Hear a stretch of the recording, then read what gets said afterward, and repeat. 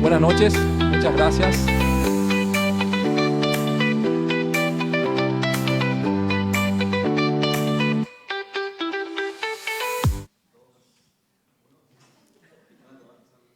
Bueno, buenas noches, muchas gracias por venir.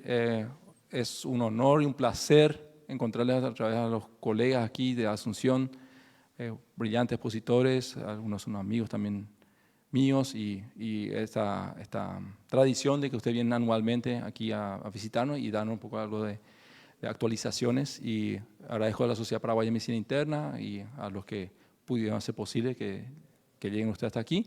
Y presento acá al doctor Jesús Falcón, que es el presidente de la sociedad, y él va a estar dirigiendo el programa de hoy. Adelante. Muy buenas noches. Muchas gracias, doctor Alain. Créame que el placer es nuestro poder volver a esta hermosa y pujante ciudad de Filadelfia.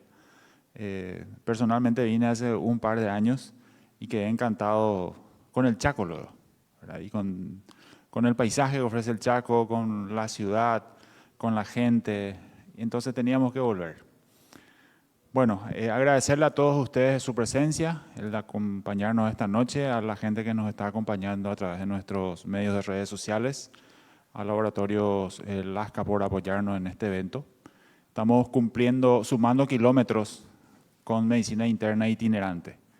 Así es que vamos a dar inicio a nuestra actividad esta noche con 2 charlas. La primera charla, el manejo inicial del accidente ofídico, va a estar a cargo del doctor Javier Gómez Silva. Sus credenciales que lo presentan es especialista en medicina interna y especialista en medicina del trabajo y un gran colaborador de la Sociedad Paraguaya de Medicina Interna. Así es que, doctor Javier, adelante.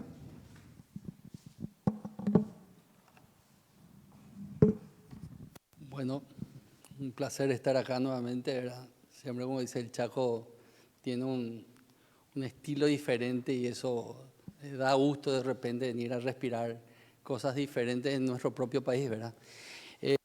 No soy especialista en víboras, ¿verdad? Por más que por el camino me catalogaron como especialista. Entonces, pero sí tengo algo de experiencia por el tiempo de trabajo, ¿verdad? En 31 años de médico uno ve muchas cosas y sobre todo en el ambiente hospitalario cuando nos tuvimos que desempeñar ahí, ¿verdad? Tuvimos que trabajar este tema, ¿verdad? Sí me llamó la atención que el 30 de enero de cada año, ¿verdad?, se conmemora el Día de las Enfermedades Tropicales Desatendidas. Y hoy la doctora Estela me dijo algo, ¿verdad? Y es cierto lo que me dijo la doctora Estela. ¿Por qué desatendida, verdad? ¿Por qué tenemos que poner ese nombre? En el 2017 Ofidismo se encarga de entrar en esa lista y dice enfermedades desatendidas, pero no están desatendidas. Realmente quizás no le damos la importancia o la fuerza total, como decía ella hoy, ¿verdad?, para atender un poquito estas enfermedades que tenemos que abrir más el ojo, ¿verdad? Quizás por el nivel de exposición, quizás porque no está en nuestro día a día, pero sí es muy importante darle esa intención, ¿verdad?, en nuestras capacitaciones, en nuestra charla, hablar, porque ¿qué pasa cuando pasa un accidente ofídico, verdad? Entonces ahí nosotros tenemos que trabajar un poquito las causas, ¿verdad? El accidente ofídico, ¿verdad?, es una de las causas más frecuentes de muerte en todo el mundo. Y se habla de casi 5 millones de personas por año que son partícipes de estos accidentes y 130.000 personas que pueden morir o que mueren por año según las estadísticas. Esto es muy importante, ¿verdad? Entonces nosotros tenemos que hablar de las famosas familias, ¿verdad?, que generan estos problemas, como la familia de los bootrópicos, los crotálicos, los elapídicos, ¿verdad?, que son gente que están ahí viviendo o conviviendo en ciertos ecosistemas muy cercanos al ser humano. Entonces nosotros tenemos que conocer un poco más a fondo de estas compañeras de vida en este ecosistema bastante interesante, ¿verdad? Y bueno, en Paraguay se describen un montón de especies, ¿verdad? Aproximadamente 15 especies que son de importancia dentro del mundo médico por sus lesiones, ¿verdad? las famosas micrurus, las corales verdaderas, boixumbé, ¿verdad? 7 especies aproximadamente, ¿verdad? 7 especies del género Motros, donde la yarará, la reina, ¿verdad? El grilgó, y las especies crotálicas, ¿verdad? La cascabel o famosa amboixini, ¿verdad? Que son las que más temor dan, ¿verdad? Entonces, cuando nosotros trabajamos en ambiente hospitalario y tenemos que entender que una mordedura de serpiente puede aparecer, tenemos que conocer un poquito de esta parte de la zoología, ¿verdad? Entonces, la mayoría de estas especies que más afectan, ¿verdad? Como dijimos, la del género Botro, ¿verdad? Nos dan una gran cantidad de pacientes, ¿verdad? Y donde las estadísticas hablan que la distribución etaria es muy importante, ¿verdad? Está entre los 20 y 40 años, ¿verdad? Porque es la edad donde se van la gente a trabajar y es la gente que está trabajando, es la gente que se mete, ¿verdad? En los campos, ¿verdad? A limpiar, pero no solamente en los campos a limpiar. Todas las personas que trabajan en navieras están expuestas, ¿verdad? Porque las víboras, ¿verdad? Suben, ¿verdad? A los barcos, o las personas bajan, ¿verdad? A encallar y a atajar, ¿verdad? Las embarcaciones, ¿verdad? Entonces hay un gran porcentaje de personas que están en un trabajo permanente de exposición. Y el 70% de nuestras estadísticas paraguayas hablan de que el sexo masculino es el predominante, ¿verdad? Pero ¿cuáles son los lugares? Bueno, según nuestra estadística, según el Ministerio de Salud, ¿verdad? Habla que la región sanitaria con más alta cantidad de casos es Concepción, ¿verdad? Presidente Ayes, le sigue Paraguarí y San Pedro, ¿verdad? Esa es la distribución aparentemente de lo que tenemos, pero ¿cuántos accidentes no son declarados, verdad? ¿Por qué? Porque nos llegan a ser graves y nos llegan a consultar, ¿verdad? Entonces, lo que nosotros tenemos que entender que cuando existen estos accidentes, ¿verdad? Los tratamientos que podemos ofrecerles son bastante eficaces y podemos evitar muchos problemas, ¿verdad? Y muchos problemas cuando llegan a tiempo dejan de ser graves también, ¿verdad? Entonces podemos prevenir ante un montón de maniobras, no solamente desde la importancia que le tenemos que dar al tratamiento o instalar, porque esa es la preocupación, ¿qué hacemos cuando viene, ¿verdad? Una mordedura? Sino tenemos que estar preparados también para contener, ¿verdad? Emocionalmente muchas veces a los pacientes que sufrieron un rasguño, porque a veces se rasguñaron con algo y vieron una víbora y ya creen que es una mordedura en sí, ¿verdad? Entonces, hay muchas cosas que tenemos que ir conociendo. Pero ¿qué es lo que es la mordedura, verdad? ¿Qué produce? Y es simplemente una lesión a nivel cutáneo, ¿verdad? Que está causado por este género, ¿verdad? Por esta especie, perdón, por este animal, ¿verdad? Y que inocula o tiene la posibilidad de inocular una sustancia tóxica que es la que va a producir una lesión que puede ser simplemente local o sistémica. Y eso desencadenar un fenómeno fisiopatológico gigantesco, que es lo que va a desprender una serie de consecuencias y es lo que va a determinar la gravedad de esa situación. Entonces, para mí es muy importante, ¿cierto?, conocer qué vamos a hacer, ¿verdad?, como médicos, porque esa es la preocupación de todo el mundo. Pero nosotros como médicos tenemos que también entender y conocer cuál es la causa, ¿verdad?, que lleva a todo ese escalabro, ¿verdad? Y esa causa es el veneno, ¿verdad? Entonces, ¿qué sabemos del veneno? El veneno sabemos que es una sustancia que es una producción exócrina que está en las glándulas salivales de la víbora y que va a generar una ayuda para su proceso digestivo y también muchas veces le sirve para defender. Es una mezcla compleja de sustancias bastante interesante, ¿verdad?, donde de diferentes pesos moleculares, y eso es lo que le hace un efecto explosivo dentro de nuestro sistema orgánico, ¿verdad?, donde tenemos desde toxinas hasta iones metálicos, ¿verdad?, que van a generar una reacción importante. Y el objetivo era inmovilizar nomás a su presa, ¿verdad? Pero nosotros a veces invadimos el ecosistema de estas señoras, ¿verdad? Y vamos a tener muchas veces la respuesta de ese veneno. Entonces, ese veneno de consistencia viscosa que ingresa a nuestro cuerpo, ¿verdad?, tiene una gran cantidad de solutos y esos solutos, ¿verdad?, con diferentes pesos moleculares generan una explosión dentro de nuestro sistema, produciendo efectos biológicos no deseados muchas veces, porque acordémonos que también nosotros reaccionamos a esa respuesta y hacemos toda la explosión, ¿verdad?, con toda la liberación de la sustancia. Entonces, un montón de elementos que van a generar cambios importantes y van a generar una respuesta. Entonces, cuando nosotros tenemos una mordedura, tenemos que especificar, ¿verdad?, el género en la serpiente, y ahí es donde nosotros tenemos las diferentes clasificaciones y ver qué es lo que está produciendo, ¿verdad?, toda esa explosión clínica en la manifestación, ¿verdad? Entonces tenemos sustancias proteolíticas, sustancias neurotóxicas,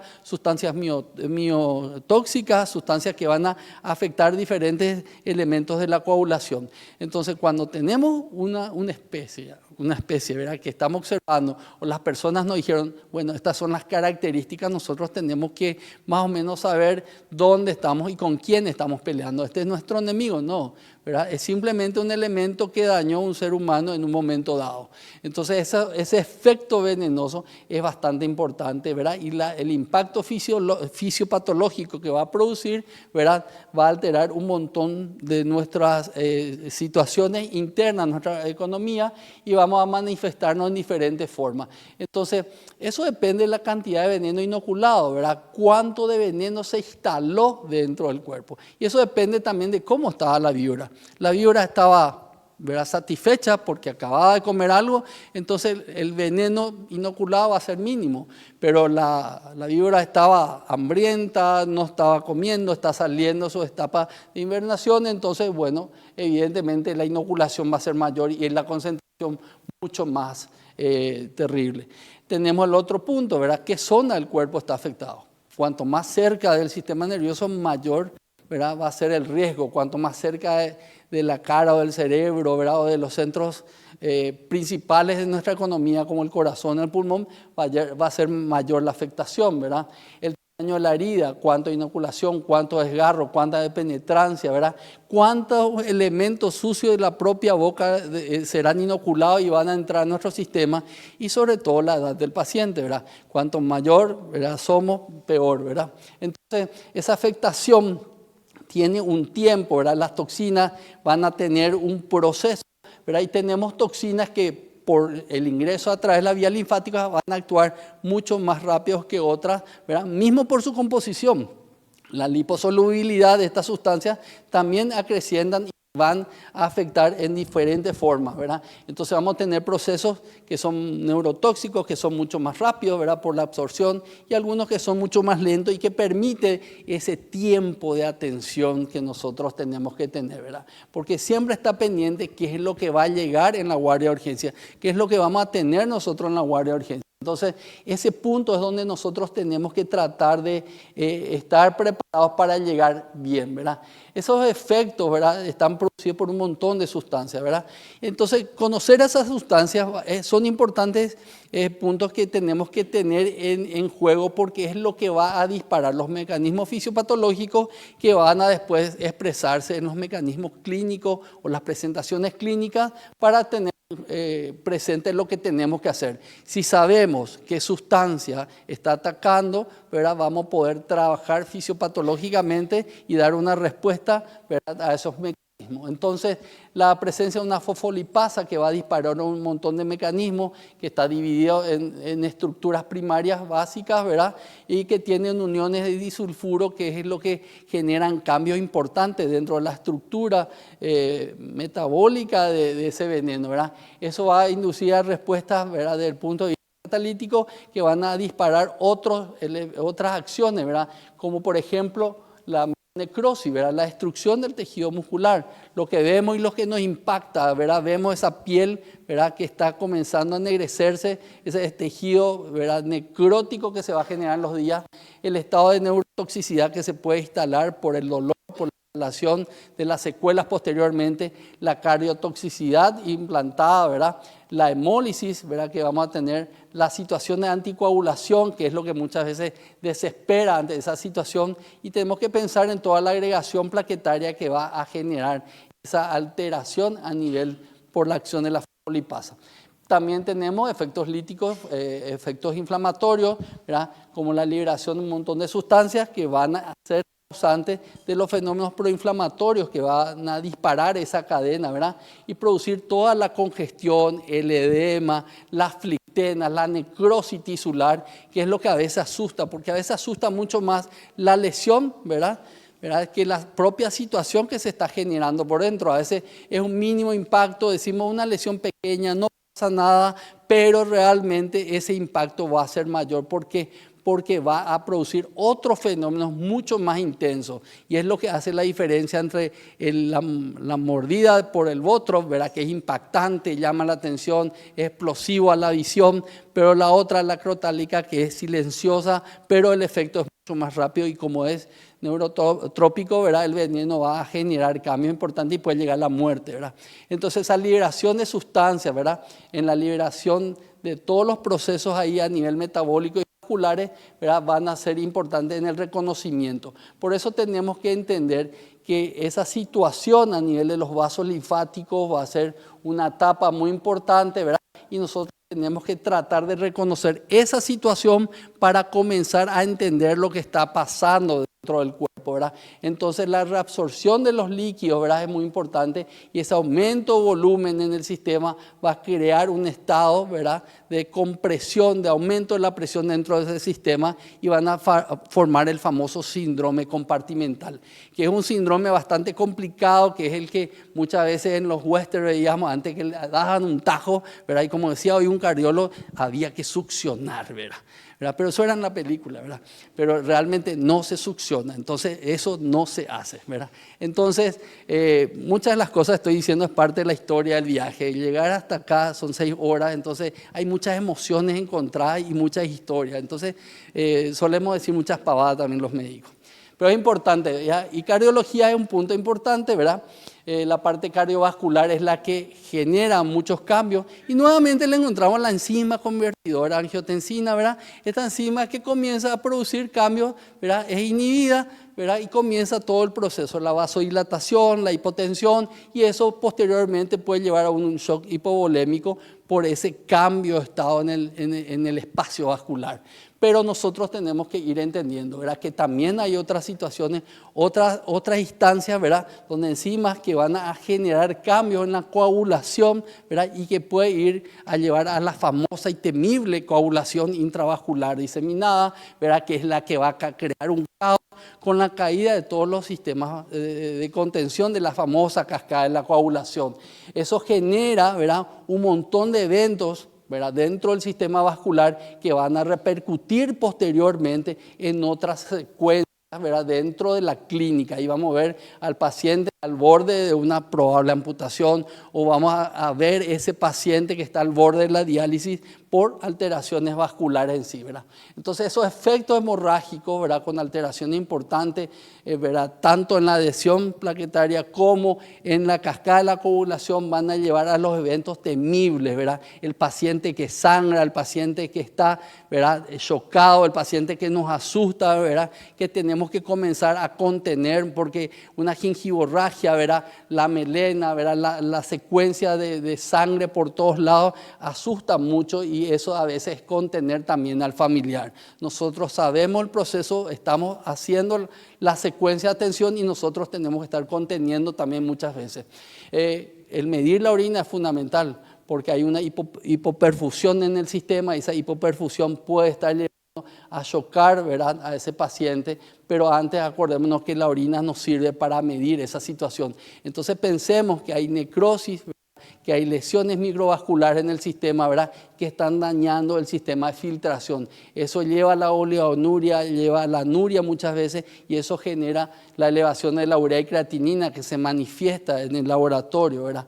Entonces, todos esos elementos están jugando un rol importante y no nos olvidemos del músculo. El músculo es el que sufre, el músculo es el que está teniendo esa contención y esa liberación de sustancias, ¿verdad? Y todo lo que vamos hablando, ¿verdad? De las miotoxinas que se están liberando van a generar problemas en el músculo, ¿verdad? Esas hemorragias que van a crear después un estado de alteración a nivel muscular, la destrucción de las fibras musculares, que en el futuro, ¿verdad? Si el paciente sale de esto, podemos tener secuelas importantes. Entonces ahí también tenemos que pensar, ¿verdad? La película va avanzando, la película nos lleva hacia una situación donde ese músculo que está sufriendo va a tener, ¿verdad? Desde la debilidad y el dolor simplemente al inicio, ¿verdad? Hasta aumento de las enzimas musculares, perdón, de la mioglobinuria, ¿verdad? Va a haber una falla importante a nivel de esos músculos, va a haber liberación de potasio por destrucción muscular y va a haber bloqueo renal también llevando a una necrosis tubular aguda y un bloqueo general del riñón por culpa también de la destrucción muscular. Entonces nosotros tenemos que entender que estas sustancias que se están liberando están actuando en ese paciente, ¿verdad? Y hay una liberación importante de histamina, ¿verdad? Esa liberación de histamina va a generar la llamada a los mastocitos, va a comenzar a liberarse mayor cantidad de sustancias y eso van a proveer una acción de la liberación de las bradicininas y las bradicininas famosas que ya las conocemos, las famosas tormentas, como vimos en el COVID, ¿verdad? También estas bradicininas van a comenzar a liberar un montón de sustancias para crear más caos. Entonces ya no estamos imaginando la guerra interna, ¿verdad? A través de esa mordida. Cuando vemos una mordida, nosotros tenemos que estar pensando en todo este caos metabólico, en todo este caos de sustancias químicas que están destrozando diferentes zonas del cuerpo. O sea, no nos encaremos solamente en mirar el diente y cuánto entró y cuántos puntos hay ahí, porque es lo que a veces nos entretenemos. Pensemos ya en que esto se está viniendo encima y es tiempo. Nosotros tenemos que trabajar. Entonces, todo esto lleva a manifestaciones clínicas que son muy importantes y la susceptibilidad al veneno es muy importante. Hay datos importantes como el veneno es muy alergénico. Nosotros tenemos que pensar que si una persona ya estuvo expuesta a veneno en algún momento dado, puede haber un desencadenamiento, una reacción anafiláctica mucho más importante, ¿verdad?, que una persona que fue mordida por primera vez. Por más que haya pasado el tiempo, acuérdense que hay un sistema de memoria que está generando ese recuerdo y ese recuerdo puede saltar en ese momento. Entonces, la cantidad de sustancias que tenemos en un veneno de serpiente es importante tenerlo presente siempre. Entonces, la situación decíamos dónde, ¿verdad? ¿Y por qué en tal lugar y por qué en otro lugar, verdad? Y dependiendo del tipo de vivencia que tenga esa serpiente, ¿verdad? Si están en los árboles, bueno, lo más seguro es que quiero bajar una mandarina y está ahí escondido y no visto y recojo la mandarina y me pica en el brazo. O estoy pasando y me pica en la cabeza, ¿verdad? Son situaciones que existen.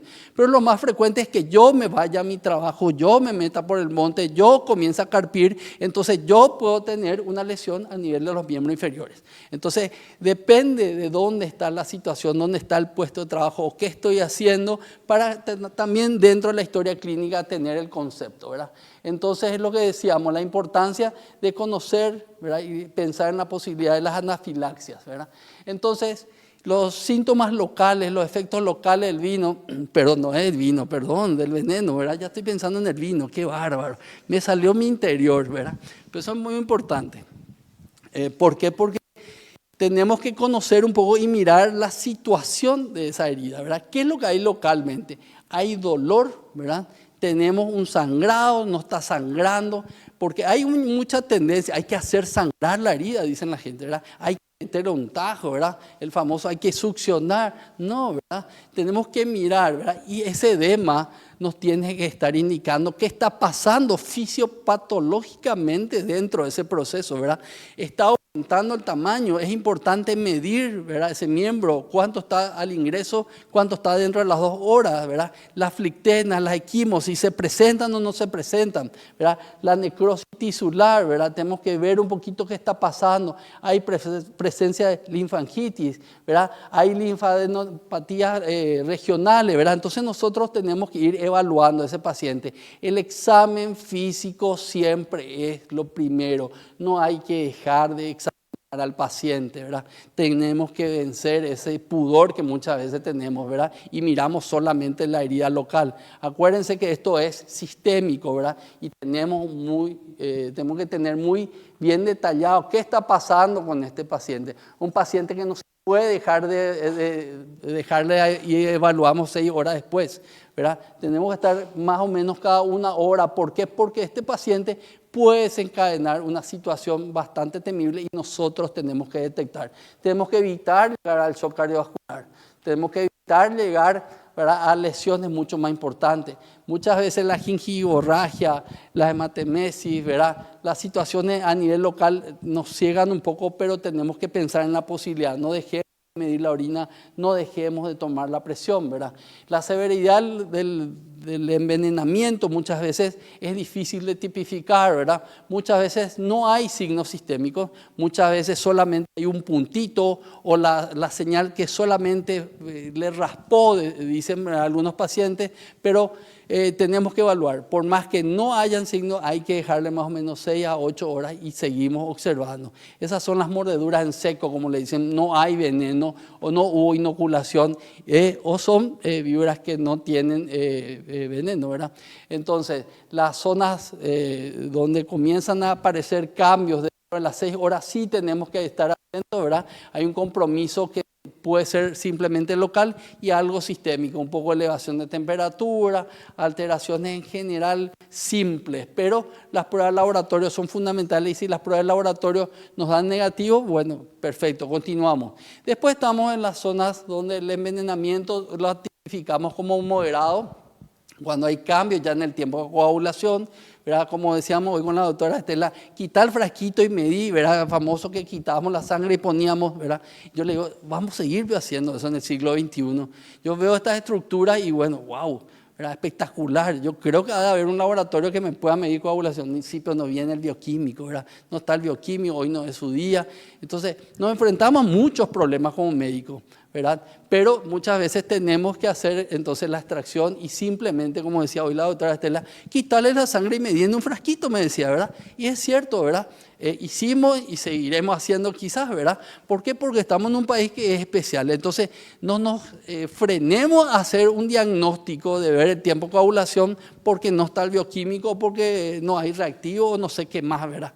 Entonces, tenemos que buscar eso. Lógico, si hay un bioquímico o no hay un hemograma, ya tenemos una leucocitosis, podemos ver una neutrofilia, ¿verdad? Ver un poquito, mucho más allá, ¿verdad? ¿Por qué? Porque eso nos va a servir para trabajar. Por supuesto, los signos de gingivorragia, proteinuria, hematuria, ¿verdad? Va aumentando la equimosis, van apareciendo flictenas, ya nos da un cuadro de severidad, ¿verdad? Y los cuadros severos ya cuando la sangre no está coagulando, cuando hay una hematuria importante, cuando hay un riesgo de shock en cualquier momento, ¿verdad? Un colapso del sistema periférico puede llevar generalmente ya a una situación mayor. Entonces tenemos que comenzar a observar. Y un detalle importante, una prueba barata, que es medir simplemente el hematócrito, ¿verdad? Ver que cayó, ¿verdad? Que hay un descenso importante, eso nos tiene que hacer pensar en que algo está sangrando dentro, ¿verdad? Un sangrado importante es, ¿verdad?, algo llamativo, bueno, y si tenemos ya un estado de hipotensión, tenemos que pensar en las posibilidades. El riesgo de necrosis muchas veces es alto en estos pacientes, ¿verdad? La piel está bastante comprometida, el músculo está comprometido, probablemente hay un síndrome compartimental, probablemente hay un edema en miembros inferiores, no cuesta nada medir, ¿verdad? Una cinta métrica, ¿verdad? Tenemos que tener siempre, ¿verdad? Para tratar de ver un poquito cómo está avanzando eso y medir, ¿verdad? ¿Por qué? Porque eso nos va a dar la pauta. Si tenemos un ecógrafo, genial, podemos mandar a mirar y vemos, ¿verdad? Entonces, los diagnósticos para no llegar a los estados muy severos donde el paciente ya está chocado, el paciente está nubilado, el paciente está en un estado de precoma, ¿verdad? Nosotros ya tenemos un paciente bastante complicado. Este es un paciente ya difícil, requiere terapia intensiva, requiere una asistencia monitorizada, requiere tratamientos de vasopresores, ¿verdad? Entonces ya es un paciente mucho más difícil, ¿verdad? Entonces, ¿qué hacemos en estos casos? Y en sala de urgencia nosotros tenemos que comenzar a estadificar. Nosotros tenemos que mirar, tenemos que ver el cuadro clínico, la historia clínica fundamental. ¿Te mordió o no te mordió, verdad? Es la pregunta importante. ¿Y qué es lo que te mordió? Vos viste, ¿verdad?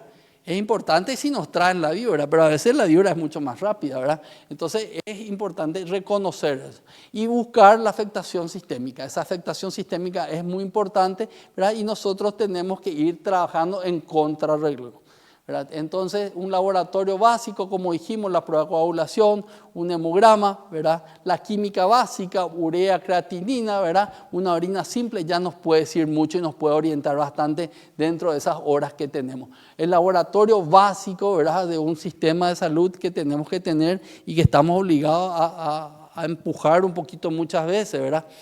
No sé actualmente en los medios hospitalarios, pero antiguamente era muy difícil, sábado, domingo, ¿verdad? Y conseguir a veces un simple hemograma era un parto, ¿verdad?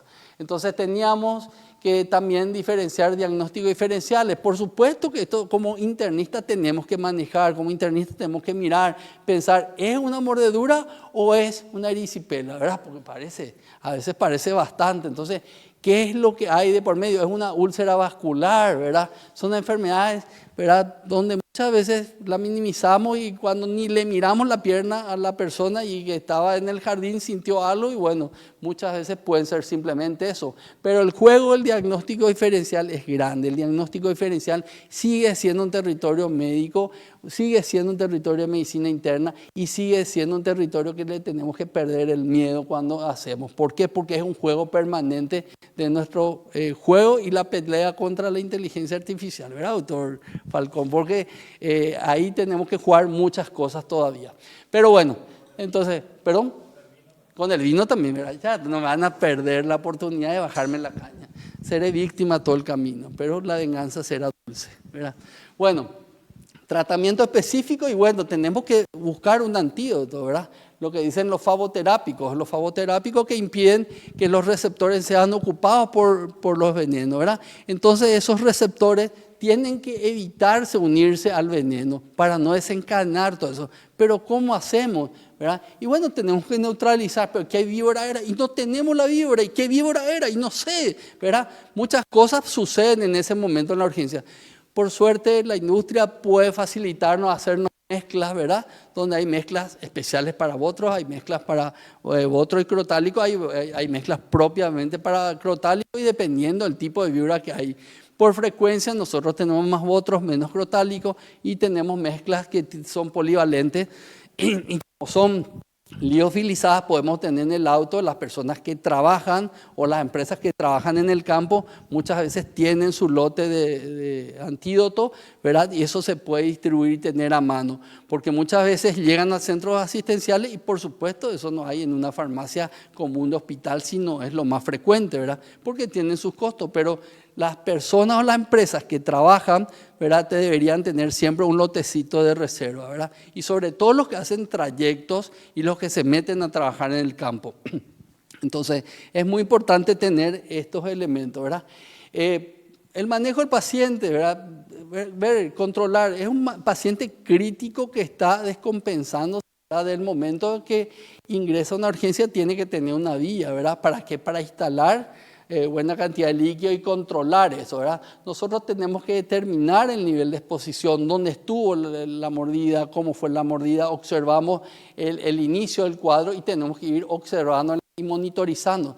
Nuestro objetivo primario tiene que ser, tenemos que anular el veneno si el veneno entró. Entonces, eso es instalar, ¿verdad? La observación. Y la observación es clínica. O sea, la observación, mirar, pero también es recibir esos resultados y esos resultados que nos permitan, ¿verdad?, conocer cómo está evolucionando. Si a las 6 horas, a las 8 horas, a las 12 horas hay cambios, ¿verdad? Nosotros tenemos que estar atentos, ¿verdad? Nosotros los tenemos que definir. Entonces, es de utilidad importante, no solamente la asistencia clínica, sino la asistencia laboratorial. Se habla mucho de la crioterapia, ¿verdad? Algunos dicen que sí, otros dicen que no, ¿verdad? La crioterapia es fundamental para generar, ¿verdad?, una disminución por la vasoconstricción propia que produce poner hielo, ¿verdad? 20 minutos, cada 20 minutos, ¿verdad? Cada 4 horas, perdón, por 20 minutos ayuda muchísimo, ¿verdad? Eso ayuda a disminuir también la velocidad de absorción a nivel, ya estamos, a nivel de la presión psicológica. Y nos permite disminuir ese impacto. Entonces, nosotros tenemos que permitir una vigilancia continua en nuestro servicio, observar, ¿verdad?, ver la extensión, observar permanentemente todo lo que hay, ¿verdad?, recibir los resultados, manejar, llamar al cirujano si es necesario, debridar, ¿verdad? Y si hay un síndrome compartimental, eso hay que actuar rápido porque va a evitar otros problemas. Vacuna antitetánica, sobre todo a los pacientes que no tienen, ahí tenemos que actuar si es posible con suero también, ¿verdad? Y antibiótico pensando en lo que tiene la víbora en su boca, ¿verdad? Entonces ahí tenemos que trabajar aerobios, gran negativos, gran positivos y todo, ¿verdad? Entonces trabajar un poquito ese punto, la vigilancia, la monitorización permanente, ¿verdad? Y tratar de quitar a flote, ¿verdad? Entonces trabajar con los sueros, ¿verdad? Depende también, pero con el antídoto depende de la marca. Hay que mirar siempre las especificaciones técnicas porque de acuerdo a eso se van preparando y siempre es ir anulando, ¿verdad? Ese estado de coagulación para tratar de volver a la normalidad. Por eso cada producto tiene una especificación técnica. A veces no se puede dar una receta única para todos y es ir preparando de acuerdo al veneno que tenemos. Las complicaciones propias, ¿verdad? Como dijimos, hemorragia, el shock, ¿verdad? El accidente cerebrovascular hemorrágico, se pueden presentar los síndromes compartimentales, la falla, ¿verdad? La falla renal, ¿verdad? Todo eso lleva a un compromiso importante. El pronóstico, ¿verdad? Depende de cómo manejamos al paciente y cómo lo recibimos, ¿verdad? Cuanto más peligroso es, ¿verdad? Cuanto más cantidad de daño se produce, ¿verdad? Mayor va a ser la secuela. Entonces tenemos que tratar de evitar ese impacto y llegar a disminuir la mortalidad por los accidentes ofídicos. Bueno, muchas gracias, espero no haberles aburrido y perdón el vino.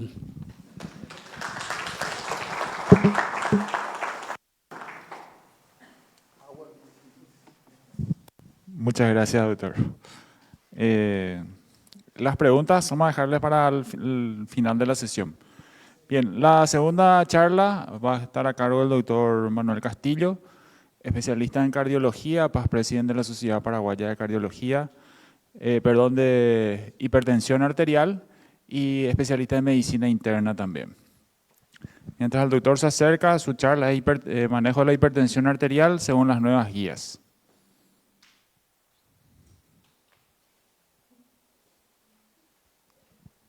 Mientras van colocando, quiero aprovechar en comentarles que realmente los colegas que nos acompañan el día de hoy son una verdadera selección.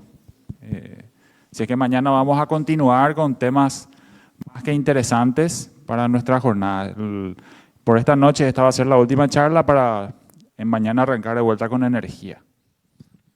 Bueno, adelante. Muchísimas gracias, doctor Falcón, por la presentación. Quiero agradecer a la Sociedad Paraguaya de Medicina Interna por invitarme a volver al Chaco, que vuelvo después de varios años, también a las autoridades locales, y ni qué decir al Laboratorio Lasca por la logística para estar acá con ustedes.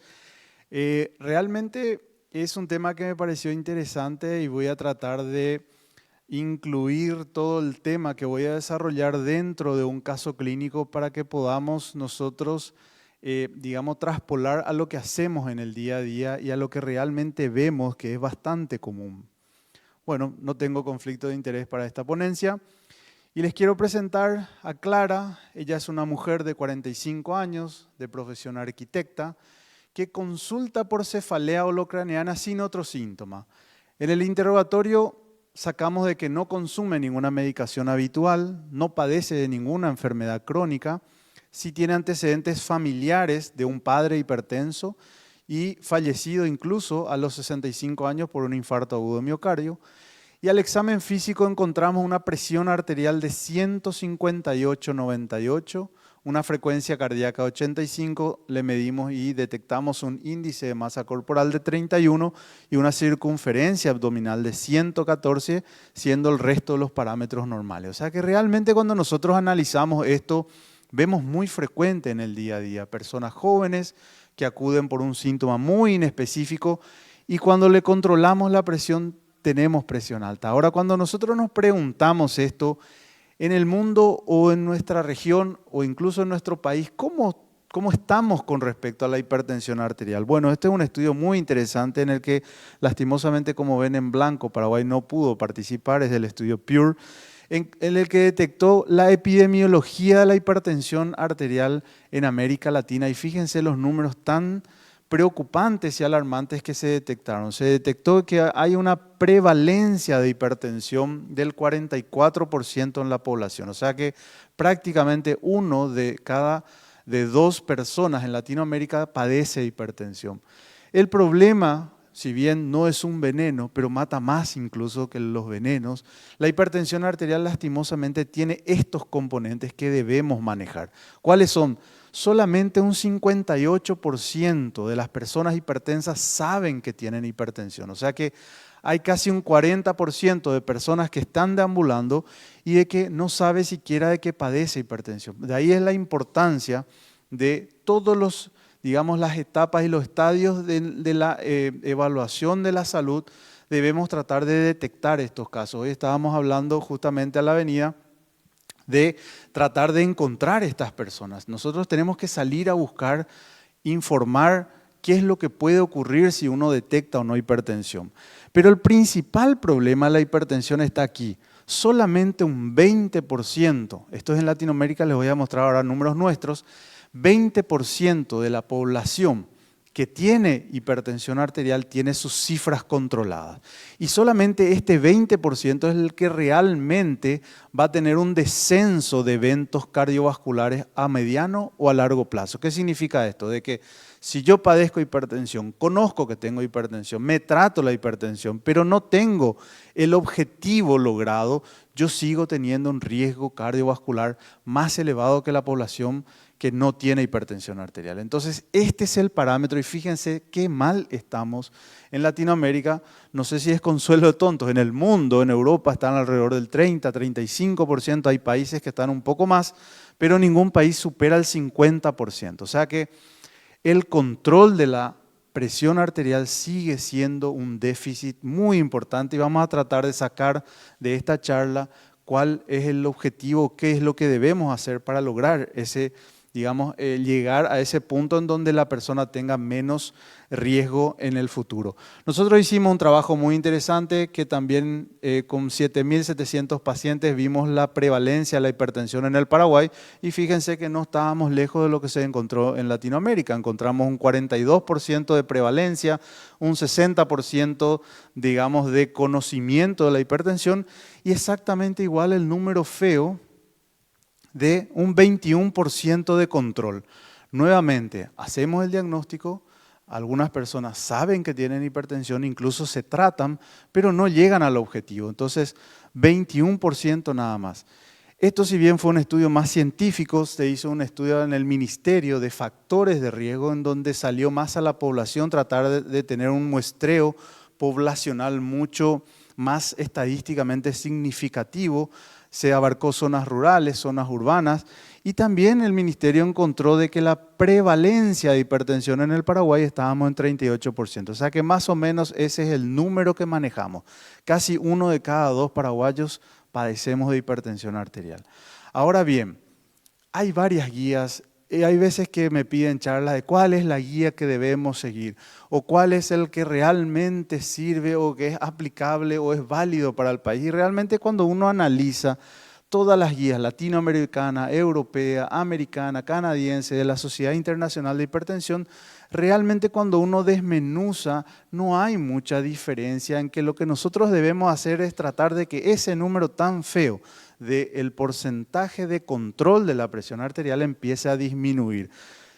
Y cuando analizamos los números, hubo una gran complejidad de debate científico cuando la Sociedad Americana de Cardiología en el 2017 saca de que bajaron los valores, pero realmente cuando uno analizaba cuándo empezaban a tratar era un poco distinto. Lo que debemos saber es que a partir de 140 de presión arterial sistólica prácticamente todas coinciden de que se hace el diagnóstico de hipertensión y que debemos estadificar de que hay grado 1, grado 2 y grado 3 de acuerdo a las cifras de presión arterial. Eso no es tan importante, lo importante es como les demostré, y este es un estudio interesante que se publicó hace poco tiempo, en donde si vemos en el mundo y en Latinoamérica, fíjense, de vuelta estos son los mismos 4 parámetros que les mostré en estos estudios. Prevalencia, conocimiento de su enfermedad, tratamiento y quienes están en control. Fíjense de que existe más de 25 millones, casi 30 millones de personas en Latinoamérica que todavía, digamos, que tienen hipertensión arterial y esta es la curva que debemos mejorar, el aumento del control. Si bien está mejorando, lastimosamente todavía hay este porcentaje rojo feo que sigue aumentando, que es personas que no se diagnostican, porque no se controlan, porque no les indicamos que se controlen, porque no le pedimos que acudan a controlarse la presión. O sea, todavía hay, fíjense, todo un trabajo demasiado fundamental que nosotros debemos hacer para llegar a hacer el diagnóstico. Y del mismo trabajo que nosotros hicimos, fíjense que, recuerden, 42% de prevalencia de hipertensión, 21% de control de la hipertensión. Y eso con una media de 41 años nada más. O sea que realmente Clara está en este grupo.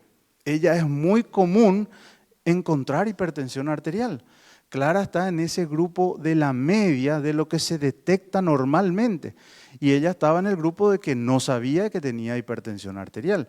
Obviamente sus cifras no estaban en rango y no estaban en objetivo. Pero fíjense cuando empezamos a toda la parte científica a caer a lo que habitualmente hacemos, nos damos cuenta de que realmente esto es muy común y que debemos mejorar un poco los parámetros. Entonces, el diagnóstico de Clara es de una hipertensión arterial estadio 1 por sus cifras. 158 todavía lo cae dentro de estadio 1. Y esto es un debate de muchos años. En estadio 1, ¿qué debo hacer? ¿Mejorar el estilo de vida? ¿Empezar tratamiento? ¿Ir despacito? Y era lo que nos decían las guías anteriores. Bueno, ¿cómo avanzamos en este caso? Cuando analizamos, la Sociedad Europea de Hipertensión Arterial lanzó una guía en el 23 que les invito, es muy interesante y ellos proponen hacer, cuando estamos ante una persona con hipertensión arterial, hacer lo que ellos llaman el master plan del manejo de la hipertensión arterial. Y lo dividen en 4 etapas muy interesantes y que si hacemos esto podemos llegar a mejorar mucho ese número tan feo del control de la presión arterial. ¿Y cuáles son? Está dada por la M, que es el diagnóstico adecuado. Tenemos que tener dispositivos adecuados para controlar la presión. Formas de controlar tienen que ser adecuadas. Ustedes saben de que si le controlan al paciente encima de la camisa, hasta 3 a 5 milímetros puede variar. O sea que realmente la toma de presión es un punto importante, tal es así de que hay algunos centros en Europa, por ejemplo, que ya recomiendan tener centros de solamente control de la presión que sean forma adecuada para que de acuerdo a eso uno tenga realmente el valor real de esa persona y actuar en consecuencia. El asesoramiento de de las posibles complicaciones o daños de órganos blancos, como le llamamos, es importante buscar y vamos a mirar un poco cómo debemos buscar. Hecho esto, el diagnóstico y un adecuado asesoramiento de que si hay o no complicaciones, debemos pasar al punto que es la selección de la terapia adecuada para esa persona, pero eso no termina ahí. Lo más importante es evaluar la respuesta, porque de vuelta, si nosotros a Clara le iniciásemos un tratamiento antihipertensivo, la dejamos así, o cambio el escenario, ¿cuántos de ustedes ven pacientes hipertensos que les preguntan qué está tomando? Estoy tomando enalapril, ¿hace cuánto? Y hace 172 años. ¿Y qué dosis? La misma dosis. Ok, acá fallamos, no evaluamos la respuesta porque tenemos que lograr el objetivo y cuanto antes logramos el objetivo es mucho mejor y eso sí fue lo que todas las guías cambiaron y vamos a mostrar unos puntos al respecto. En cuanto a las medidas, esto no les invito a que lean todo, sino que solamente fijarse acá de que pueden hacerse medidas dentro del consultorio y fuera del consultorio. Y fuera del consultorio pueden hacerse por el mismo paciente, que cada vez gana más terreno esto, y el monitoreo con el mapa, que también es una herramienta que cada vez debemos utilizar más.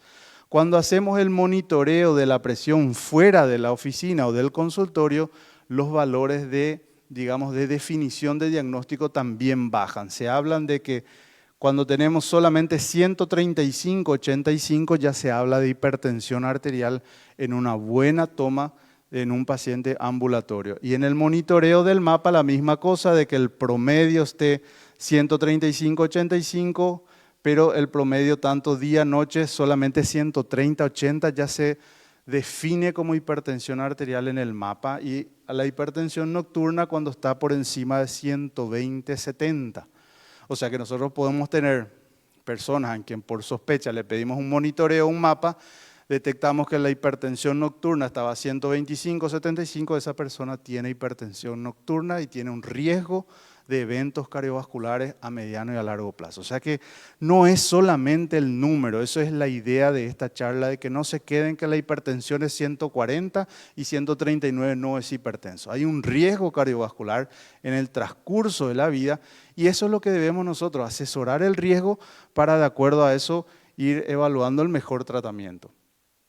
En cuanto al asesoramiento del daño órgano blanco, es fundamental y coincido con el doctor Javier, el examen físico sigue siendo fundamental. Es una herramienta que no debemos perder y que lastimosamente lo estamos perdiendo bastante, pero hay que hacer un buen examen físico, buscar alteraciones, hay que hacer laboratorios, electro, ecos, todas las imágenes que cada vez ganan más terreno, también son importantes y nos dan datos importantes. Al momento de elegir, esto vamos a hablar un poco más adelante, voy a pasarlo un poco rápido, y también la respuesta vamos a hablar un poco más adelante de qué es importante. Ahora bien, cuando nosotros tenemos de vuelta a Clara y queremos ver qué riesgo tiene, de vuelta, cómo yo evalúo el riesgo de esta persona de 45 años que acude por un síntoma y que le detecto hipertensión en el consultorio. De vuelta, igual que las guías, hay varios scores de riesgo. Está el europeo, el americano, hay uno latinoamericano, etcétera, etcétera. Lo importante es saber, y eso les voy a demostrar, de que cualquier herramienta que utilicemos para detectar el riesgo es importante. Lo que más proponen las sociedades europeas es lo que se llama el score. El score tiene 5 variables principalmente: el género, no HDL, las cifras de presión arterial sistólica y la edad. Con estas variables uno calcula el riesgo de esta persona a tener un evento cardiovascular en el futuro. Hay que saber que nosotros a nivel local, la OPS, la OMS, en conjunto con varias sociedades, lanzó lo que se llama el Heart de las Américas, que es una aplicación. Esto no es de Clara, estos son datos que cargué para tener una captura de pantalla nada más, pero uno puede buscar en estos enlaces y de vuelta las mismas variables, género, edad, acá le agregan ellos si hay presencia o no de diabetes, tabaquismo, acá no utilizan el colesterol no HDL que proponen los europeos, se propone el colesterol total, también la presión arterial sistólica. Uno cliquea estas variables en la persona y sale la probabilidad de tener eventos. Hay otro dos, el americano que se llama el PREVENT, y digamos el otro americano que es el ASCVD, que calcula también. Bien, me tomé el atrevimiento de calcularle a Clara los 4 principales scores. Recuerden que el score lo que te hace es evaluar la probabilidad a 10 años de tener un evento cardiovascular, por lo cual esas cifras de presión generan un riesgo y hay que tratarlo de una manera adecuada. Cuando vemos el americano da un score de 3.3, que eso es un riesgo de eventos cardiovasculares bajo riesgo. El PREVENT, 4.4% de probabilidad, lo cataloga como bajo riesgo. El PREVENT es muy interesante porque también te da la probabilidad de extender ese riesgo a los 25, a los 30 años y también te da la posibilidad, este score es bastante interesante porque te da la posibilidad de evaluar, por ejemplo, no solamente riesgo cardiovascular en global, sino que enfermedad específica. Enfermedad, accidente cerebrovascular, infarto agudo de miocardio, insuficiencia cardíaca. Entonces también por ahí les recomiendo, ser más insistentes con este, es un score interesante. A los 30 años a Clara le da un 25.6 probabilidad de eventos. Recuerden, 45 años, una mujer trabajadora con cifras un poco altas de presión en estadio 1. Fíjense, si no la tratamos a los 30 años, 1 de 4 Clara va a morir de un evento cardiovascular, así de categórico es. Cuando calculamos el Heart de las Américas también me dio un 4%, todos ellos, los 4 scores nos dieron en un bajo riesgo. ¿Qué significa bajo riesgo? Fíjense, hipertensión grado 1 por sus cifras y riesgo bajo. En teoría esto, en las guías anteriores, fíjense, esta es la desde el 2018, nos decían de que tenemos que hacer modificaciones del estilo de vida, el tratamiento solamente si era un riesgo alto o muy alto, y en los de bajo riesgo, como Clara, hacer 3 a 6 meses de control de la intervención del estilo de vida y solamente si no se lograba las cifras de control tratar. Fíjense cómo de hecho esto era la guía y a veces lastimosamente seguimos actuando con estos reflejos que debemos ir cambiando. Por supuesto, las siguientes guías, esta es la europea del 23, nos dijo, ok, grado 1, pero de bajo riesgo, que no tenga ninguna otra alteración, que sea asintomática. Y si encima su presión dentro del espectro de grado 1 no sea otra vez tan alta, sino que sea otra vez menos de 150, solamente este grupo pequeño uno podría iniciar un, digamos, cambio en el estilo de vida. Pero grado 1, sintomática, o que y ahí es debatible, si la cefalea ya declara era un síntoma de la hipertensión, bueno, yo le tengo que catalogar aquí a ella, no aquí. De vuelta ahí uno se va fijando de que cuando analiza lo que tiene y tiene esta información puede actuar diferente, no hay que actuar a todo el mundo igual y a todo el mundo este fármaco de entrada. Si hay daño de órgano blanco, o sea, la paciente no tiene síntomas, pero le hago un electro y ya hay un poco de hipertrofia ventricular izquierda, hay un poco de la aurícula agrandada, ok, la cataloga acá. Y si esto ocurre, fíjense cómo la guía nos dice iniciar droga inmediatamente. O sea, de esa consulta ese paciente tiene que salir clara, debe de salir con un antihipertensivo. E incluso si es asintomática, no tiene daño de órgano blanco, pero su presión arterial está más de 150, recuerden, ella tenía 158, debemos iniciar un tratamiento inmediato. O sea, acá ya no hay duda. Las guías nos dicen que debemos empezar. ¿Cómo debemos empezar? La misma cosa. Lo ideal es este paso 1 que todos manejan, que es una terapia combinada. Terapia combinada implica 2 drogas y lo ideal que sea en un single pill, o sea, en una sola pastilla en donde estén las 2 drogas. No esperar como antes hacíamos de iniciar un fármaco, si no responde a aumentar la dosis, si no responde a agregar un segundo. No, de entrada, como vimos, tenemos que iniciar terapias combinadas con single pill idealmente, o sea, 2 fármacos en una sola pastilla.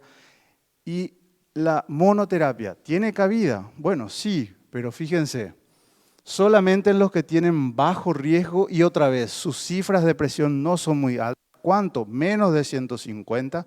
Una persona joven con 145 de presión, bueno, en esa persona, si no tiene daño de órgano blanco, podría iniciar una monoterapia. O al revés, personas de avanzada edad. Ojo que acá no todas las personas de avanzada edad, sino que fíjense la guía dice que tienen fragilidad, solamente en ellas podríamos iniciar una monoterapia. Y en los pacientes, fíjense cómo ya incluyen en aquellos que tienen presión arterial normal, o sea, no son hipertensos, pero en el cálculo que uno le hace ya detecta riesgo cardiovascular elevado. O sea, yo puedo recibir un tratamiento por tener cifras de presión todavía no en rango de hipertensión, pero el cálculo del riesgo que me hicieron me da alto. Significa de que yo tengo algún componente que me hace tener alto riesgo y eso yo debo iniciar un tratamiento. Si yo inicio el tratamiento con 2 drogas en una sola pastilla y no controlo, pero fíjense cuánto era lo que teníamos en el Paraguay de control de la presión arterial, 21%. Solamente haciendo esto, se calcula que un 60% ya se va a controlar la cifra de presión arterial.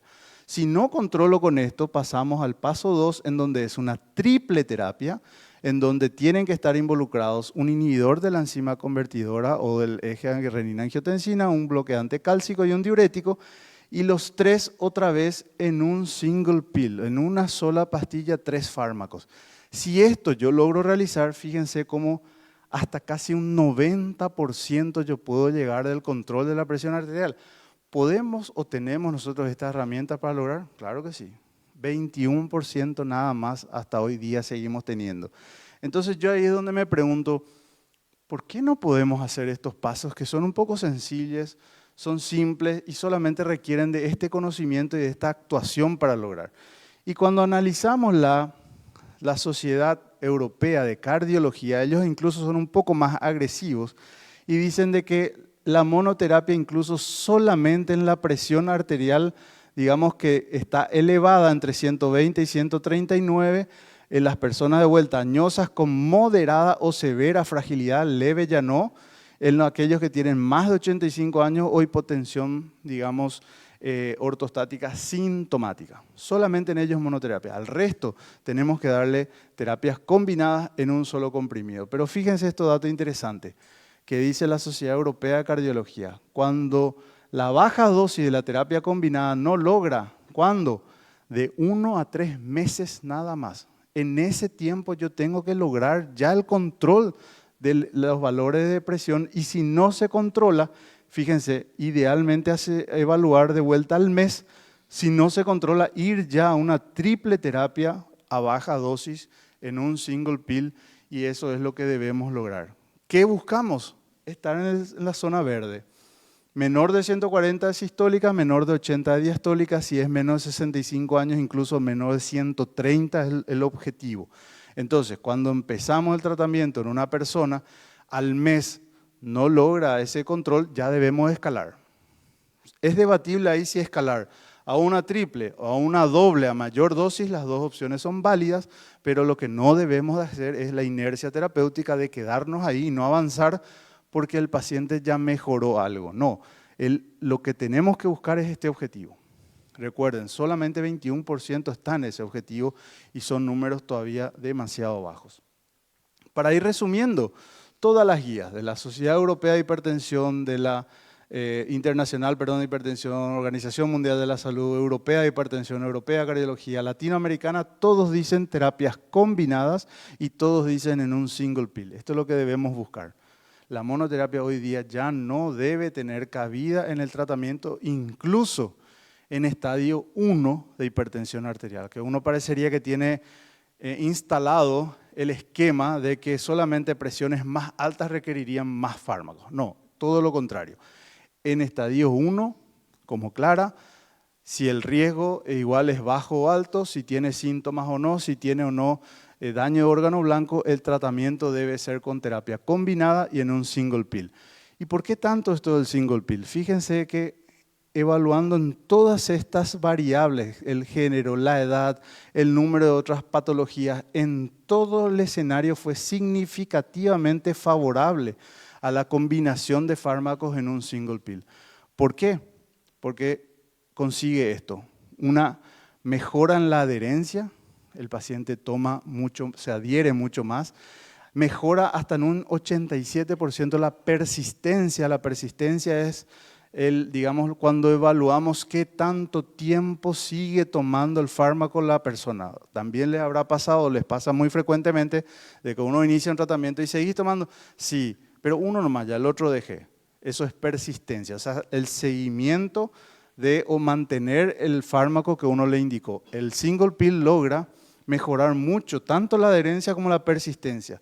Pero uno puede decir, estos son variables o puntos no muy fuertes. No, fíjense de que solamente el single pill logró una reducción absoluta tanto de la presión arterial sistólica como diastólica y tuvo en un 33% a las mismas dosis que los fármacos separados lograr esos objetivos que tanto estamos buscando. O sea que realmente cambió mucho el escenario con la terapia combinada de fármacos para justamente lograr estos objetivos. Ya voy terminando.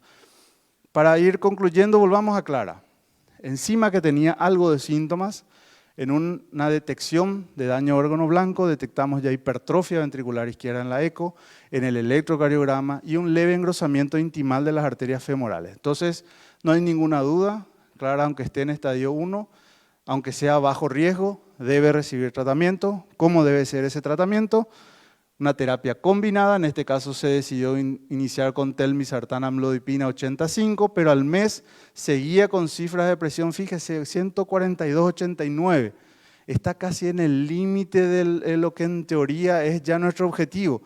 No caer en inercia terapéutica. Si no se logra el objetivo, hay que escalar. Aumentar la dosis de los fármacos de la terapia dual o, como se hizo en este caso, escalar a una triple terapia de telmisartán, amlodipina y hidroclorotiazida. Estas dosis, ahí recién se logró el objetivo, por lo cual ahí recién yo le puedo decir a Clara, te estoy disminuyendo el riesgo cardiovascular a futuro. Y para ir terminando, les propongo leer un artículo muy interesante que hablan de los 10 mandamientos de la hipertensión arterial de la Sociedad Europea, que dice justamente todo lo que hablamos en la charla. Hay que controlar la presión adecuadamente, hay que enseñar a que se controlen los pacientes en la casa, hay que evaluar el riesgo. Si no tiene hipertensión, solamente es presión elevada, hay que cuidar ya a estas personas. Si tiene presión elevada y tiene alto riesgo, incluso medicación, en todos los pacientes con hipertensión hay que medicar. Hay que mejorar los estilos de vida saludables. El objetivo es fundamental, esto es lo que debemos buscar. Y en algunos casos, cuando no se logran los objetivos, podemos estar ante una hipertensión resistente y eso hay que trabajarlo de una forma multidisciplinaria. Y mi última diapositiva es esta, en donde muy interesante este artículo evaluó la probabilidad de lo que va a ocurrir si yo siga haciendo exactamente lo mismo o intento realmente buscar este control de la presión arterial. Y fíjense la proyección de que en ese momento del análisis era alrededor del 15% del, digamos, control de la presión arterial. Como les mostré, hoy estamos ya acá en 21%, pero si seguimos haciendo exactamente igual, la proyección es que el control de la presión arterial pueda subir casi en cifras absolutas como 5% nada más. Si seguimos haciendo terapia, si seguimos dejando de escalar la terapia, si seguimos dejando de controlar muy seguidamente, pero si hacemos el aspiracional podemos, fíjense, haciendo esto, llegar a casi un 70% del control de la presión arterial para el año 2040, es la proyección incluso de Paraguay que está estipulada en un estudio de la Organización Mundial de la Salud, que es muy interesante. O sea que tenemos que tratar de buscar estos resultados. Como mensaje final, entonces, la hipertensión arterial continúa siendo el principal enemigo de nuestra población. Tenemos una alta prevalencia de hipertensión. El tratamiento debe buscar objetivos claros y utilizar combinaciones fijas en un single pill en la mayoría de los pacientes, sin lugar a dudas. Tenemos que trazar objetivos cercanos, no caer en la inercia terapéutica. Si no estamos objetivos, debemos escalar, sin lugar a dudas. Y lo importante, como vimos en Clara, es reducir el riesgo cardiovascular a futuro, no solamente las cifras como tal de la hipertensión arterial. Muchas gracias.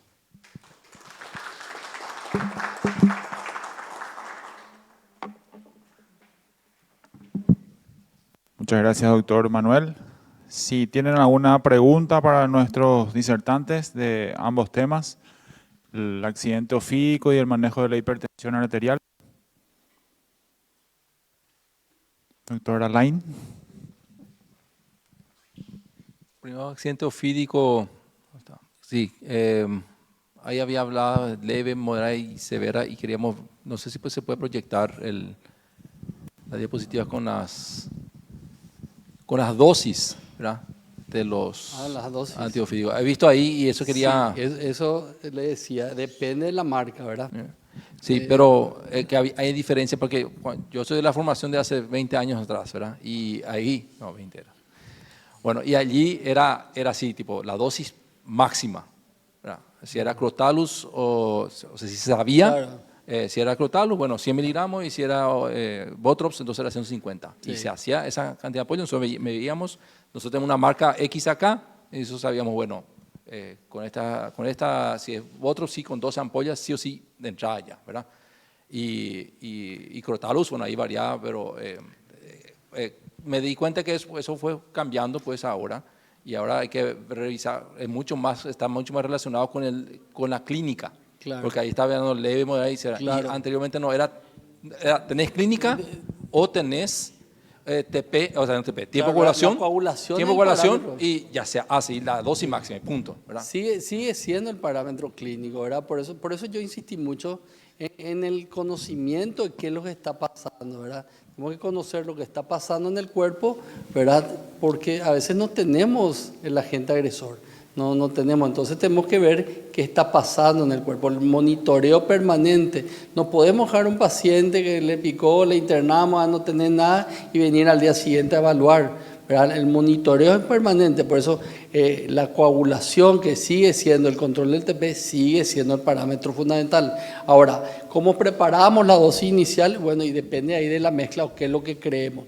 Por eso es muy importante esa observación previa. Si tenemos ya en menos de 2 o 3 horas un impacto a nivel local, ¿verdad? Un tejido que se está comenzando a enrojecer, hay un mayor impacto ahí a nivel local en la zona donde sospechamos la mordedura, yo creo que tenemos que iniciar, ¿verdad?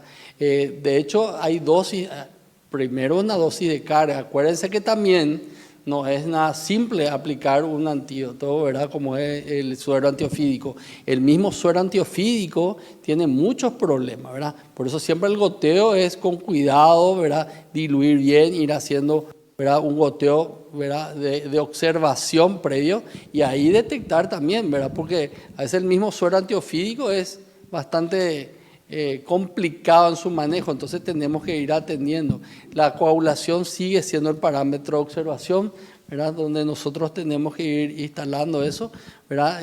La observación permanente y nosotros tenemos que ir conociendo. Ahora, si hay una situación donde el paciente no está siendo monitorizado y no nos damos cuenta que está en oligoanuria, 2 posibilidades: o no le estamos hidratando bien, o realmente está en una oligoanuria por un compromiso renal, una necrosis tubular aguda, ¿verdad? O una necrosis por una falla ahí a nivel de la corteza, ¿verdad? Ya por mecanismo tromboembólico y todo lo que se está desencadenando, ¿verdad? Entonces nosotros tenemos que ir observando. Yo creo que el control del TP es fundamental, ¿verdad? Y el tiempo de coagulación, ¿verdad? Tiempo de coagulación, ¿verdad? Donde nosotros estamos valorando la situación, ¿verdad? Y vamos a estar, como les dije acá, en las pruebas, ¿verdad? Como les decía, el hemograma, ¿verdad? La caída del hematócrito es muy, muy importante, la subida de la urea y creatinina nos está diciendo algo, entonces tenemos que ir acompañando todo ese proceso, ¿verdad? Y lo que pasa es que es un esquema que, ahí está, ¿verdad? Donde dice aproximadamente para el manejo, ¿verdad? El manejo y ante la sospecha ya tenemos que ir viendo, pero no es simplemente la sospecha, tenemos que monitorizar, por eso la observación es muy importante, ¿verdad? Entonces, cuando estamos ante una situación de enrojecimiento de la piel, no hay mayor alteración de hemodinámica, ¿verdad? Se vio el animal que mordió al ser humano, ¿verdad? Bueno, entonces ahí comenzamos, ¿verdad? Pero cuando la cantidad de ampollas que vamos indicando, vamos a ir viendo también de acuerdo a nuestro paciente y la evolución clínica. Acuérdense que es un elemento bastante complicado, no es poner, ¿verdad? Hay pacientes que hacen reacciones anafilácticas de entrada, ¿verdad? Un goteo rápido también es peligroso, ¿verdad? Entonces, y no está permitida tampoco la famosa prueba que diluyen y echan en la conjuntiva ocular, ¿verdad? Eso lógico de por sí es una irritación, eso no se hace, ¿verdad? Entonces es endovenoso, no hay que hacer pruebas o lo que no está escrito en las especificaciones técnicas del producto. Muchos problemas farmacológicos se dan porque nosotros tampoco leemos las especificaciones técnicas de los productos. Entonces hay que conocer y hay que manejar eso. Por eso muchas veces en estas situaciones hay que entrenar a las personas y estar atentos, ¿verdad? Cuesta un poco, ¿verdad? Cuesta, no es que se hace todos los días, ¿verdad? Entonces el manejo es diferente. Por supuesto, los especialistas en los centros especiales donde residen quizás tienen una mayor experiencia, pero esto a veces ocurre lejos de los centros asistenciales, ¿verdad? Nos toca a veces a los que estamos en esos lugares o a los que manejamos a distancia a veces, ¿verdad? Muchas veces a mí me tocó la oportunidad de tener que dirigir al médico que estaba en un centro de salud alejado, ¿verdad? Porque el funcionario de la empresa a la que yo prestaba servicio se lesionó, ¿verdad? Y muchas veces ocurría en medio del agua, ¿verdad? Porque trabajé para una naviera también y bueno, no había nada a la redonda, entonces era tratar de alzarle en una canoa, en una lancha y desplazarse hasta el centro más cercano, ¿verdad? Y a veces llegaba muy complicado, ¿verdad? Acuérdense que hay lugares donde no hay delivery, ¿verdad? No existe eso, ¿verdad? Muy linda la propaganda, muy lindo lo que es lo moderno, pero esos son en las ciudades. Pero hay personas que se desplazan kilómetros, ¿verdad? Hay toda una entidad dentro de lo que es medicina laboral, para meter un poquito ahí ese tema, que se llama el trabajador en solitario. El trabajador en solitario es el que se desplaza kilómetros para hacer un trabajo específico a una empresa. Los que hacen las pruebas de elementos agroquímicos, ¿verdad? Nosotros mismos médicos, ¿verdad? Que nos desplazamos de repente 80, 90 o 100 kilómetros para ir a ver una empresa o dedicarnos a una situación específica en algún lugar, o algunos compañeros que hacen estudios, ¿verdad? Cardiólogos, ¿verdad? Pueden desplazarse, ¿verdad? Y ese es un trabajo en solitario. Entonces, en ese interín, ¿verdad? Pueden ocurrir, uno se baja para, no sé, comer un sándwich al borde de la ruta y puede tener ese problema, ¿verdad? Entonces, son situaciones donde nosotros tenemos que estar preparados, ¿verdad? Entonces, hablar, ¿verdad?, de estas situaciones es bastante difícil porque no es práctico, ¿verdad? No es el tomar la presión, sí, podemos hacerlo todo el día, ¿verdad? Pero cuesta igual. Y se imagina, si nosotros los médicos nos cuesta incluir una doble terapia en la hipertensión porque tiene 130 a 85, bien está, ¿verdad? No sé por qué vos venís con esa idea, ¿verdad? Bien está, ¿verdad? Se imaginan lo que tenemos que trasladar a lo otro, entonces es complicado, ¿verdad? Pero bueno, sí, seguimos usando el tiempo de protromina. La idea nomás es como para nosotros se nos complicó un poco más. Sí. Porque antes la terapéutica era, ¿tienes síntomas, o sea, o signos, síntomas?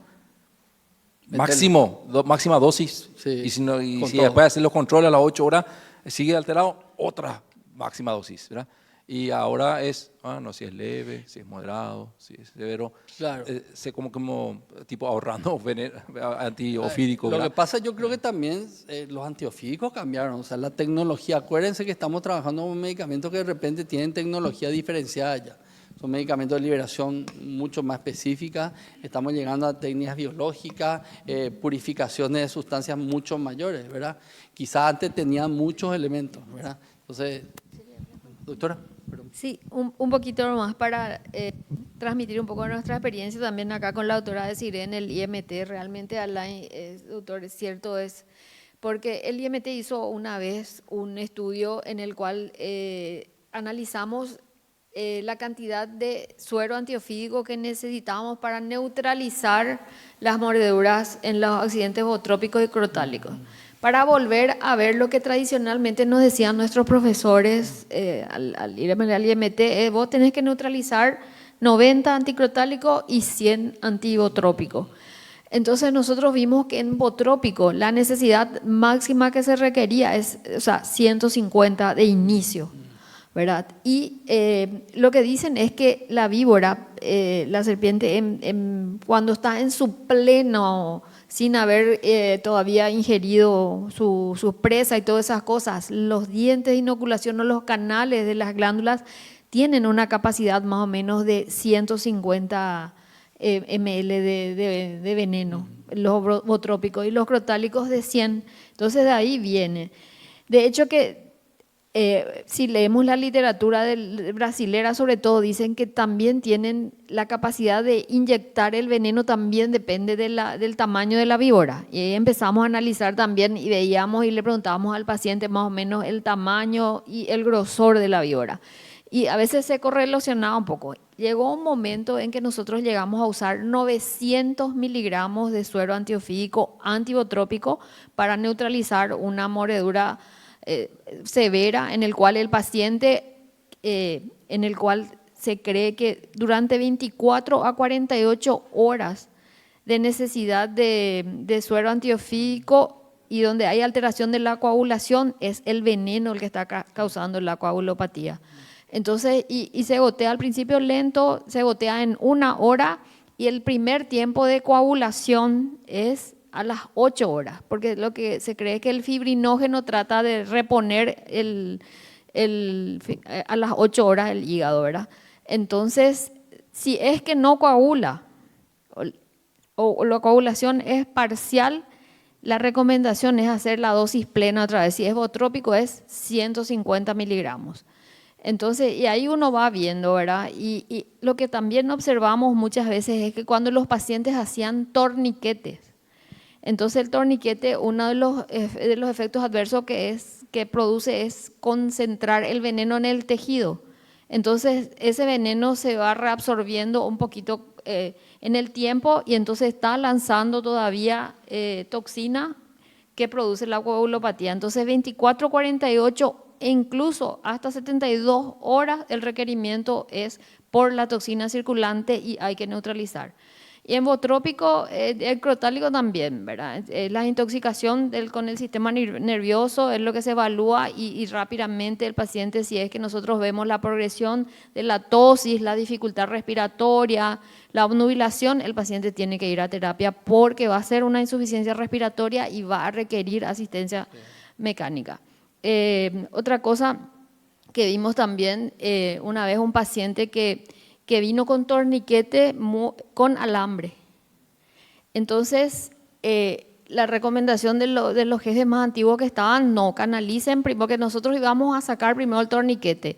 Doble vía, se empieza el goteo antiofídico y vamos a alargar de a poco, porque el paciente puede chocar si uno saca el torniquete muy ceñido, o sea, el paciente puede parar en ese momento. Entonces, la recomendación cuando el torniquete ya viene por varias horas es doble vía, hidratación, tener todo preparado por si da un shock anafiláctico y empezar a alargar de a poco, pero con el goteo de suero antiofídico. Eso es lo que... No sé si Desiree quiere acotar algo. ¿Qué tal? Buenas noches.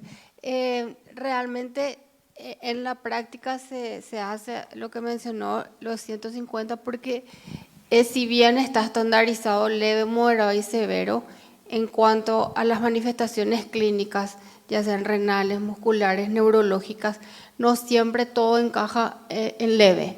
Entonces siempre son en diferentes categorías, entonces se opta por hacer la categoría de severa, ¿verdad? De qué tipo de lesiones, y esa clasificación de severa nos lleva a hacer 150 miligramos, ¿verdad? Entonces, por eso se tienen que neutralizar 150 y de esa manera se calcula que son siempre más de 8 viales, más de 8 ampollas, ¿verdad? Ese es el contexto. Después, otra situación que vemos mucho en la práctica es cuando se quieren remitir pacientes y se toman medidas un poco más drásticas o críticas como el torniquete u otras situaciones. Entonces, siempre es la recomendación el manejo práctico, la doble vía periférica, y nada más, solamente asegurar hidratación para que el paciente pueda llegar en condiciones para recibir los viales correspondientes si es que corresponde. Y lo tercero, que es un poco más difícil, siempre los internistas no podemos dejar de hablar de los cirujanos, parece, que es cuando tenemos el síndrome compartimental. Y esa es una pelea y ese es un estado un poco más complejo, porque si bien el paciente está estable y demuestra un estado todavía controlado y está con la medicación, pero ya hay un síndrome compartimental que es una categoría severa, ahí no hay ningún antídoto más que aparte de los viales, entrar a cirugía para descomprimir eso. Entonces siempre es nuestra pelea con el traumatólogo, con el cirujano, pero no, está bien, está controlado, va a desematizar, no, eso hay que, perdón mi término vulgar, pero hay que descomprimir, hay que abrir y hay que tratar de controlar esa situación, ¿verdad? Sí, los corticoides también es bastante discutido en la práctica, así que eso también hay que valorar. Lo que pasa es que por eso yo me centré un poquito en la fisiopatología del proceso, ¿verdad? Hay que entender, ¿verdad? Lastimosamente esa discusión clínica quirúrgica a veces está basada en otros parámetros. O sea, quizás nosotros los internistas, ¿verdad?, nos basamos mucho en ese hecho bioquímico, estamos dimensionando la tormenta que se está viniendo, ¿verdad? Y no nos hacemos entender, ¿verdad? Yo creo que también en el campo de ellos hay que intervenir, hay que trabajar más con los cirujanos estos temas, ¿verdad?, desde el punto de vista químico-molecular, porque la medicina dejó de ser solamente, ¿verdad?, la puramente semiología o de observación, ¿verdad? Está bien observar a este paciente, pero sí pensar y dimensionando toda la cascada, ¿verdad?, biológica que hay, que es gigantesca, ¿verdad? Y así también como primero no tenemos que dañar, ¿verdad?, al paciente, ¿verdad? Por eso también es importante, ¿verdad?, ir observando. Espectacular. Gracias, doctor. Alain. Con respecto al que amanece con la presión alta y a la tarde está bien, y siempre amanece con la presión alta, que es justamente el... Y que es mordido por una víbora. No. No vamos a complicar todavía, eso después va a ser. Sí. ¿Cómo ¿Cuál sería la aproximación al paciente en ese caso? ¿Cuál sería el esquema de tratamiento para ello? Bueno, es una buena pregunta y te agrego algo más. Lo mismo ocurre con la hipertensión nocturna. El paciente no tiene durante el día, le hace un mapa y tiene hipertensión nocturna. Entonces, el problema con estas dos, que es el morning surge, la elevación matutina o inicial de la presión arterial o la hipertensión nocturna, son más criterios pronósticos. O sea, aquella persona que amanece con hipertensión o tiene hipertensión nocturna tiene más riesgo. Tiene más riesgo de eventos cardiovasculares, accidente cerebrovascular, infarto agudo de miocardio.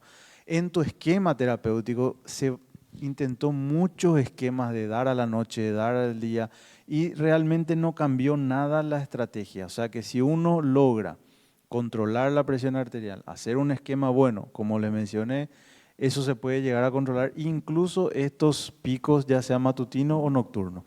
Pero tomar una medida específica en estos escenarios no, pero sí hay que saber de que estas personas tienen más riesgo, entonces hay que seguirlo más de cerca, buscar los objetivos mucho más rápido, ser más agresivos porque son un grupo de personas que tienen más riesgo.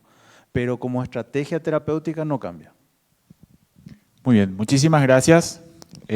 Los esperamos de vuelta mañana. Tenemos temas interesantísimos. Vamos a hablar de VIH, vamos a hablar de manejo perioperatorio del adulto mayor, de vitamina D, del paciente agitado, insuficiencia cardíaca, un pool de temas muy interesantes que bueno, nos va a ocupar toda la mañana. Entonces los esperamos mañana a las 8:30. Inviten a sus colegas y buenas noches. Gracias por acompañarnos hoy. A los que nos están viendo desde lejos también muy bien. Muchas gracias a nuestro disertante, fantástico. Nos vemos mañana.